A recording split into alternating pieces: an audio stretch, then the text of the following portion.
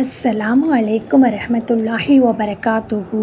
இன்று நாம் பார்ப்பது குறிப்பிட்ட இடங்களில் கூறும் சுன்னத்தான சொற்கள்.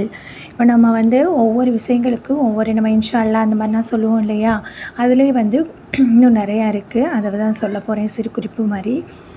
உயரமான இடத்தில் ஏறும்போது அல்லாஹு அக்பர், அல்லாஹ் மிகப்பெரியவன். கீழே இறங்கும்போது சுப்ஹான் அல்லாஹ், அல்லாஹ் மிக பரிசுத்தமானவன்.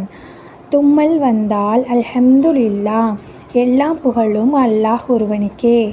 தும்மியவருக்கு பதில் யர்ஹமுக்கல்லாஹ், அல்லாஹ் உங்களுக்கு அருள் புரிவானாக. எந்த செயலை செய்ய நாடினாலும் இன்ஷா அல்லாஹ், அல்லாஹ் நாடினால். ஏதாவது நல்ல செய்தியை கேட்டால் மாஷா அல்லாஹ், அல்லாஹ் நாடியது நடந்தது.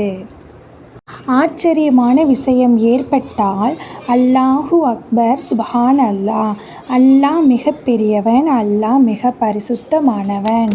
துன்பமான செய்தியை கேள்விப்பட்டால் இன்னா இல்லாஹி வ இன்னா இலைஹி ராஜிஊன், நிச்சயமாக நாம் அல்லாஹுக்காகவே உள்ளோம், மேலும் அவனிடமே நாம் திரும்பி செல்லக்கூடியவர்களாக உள்ளோம்.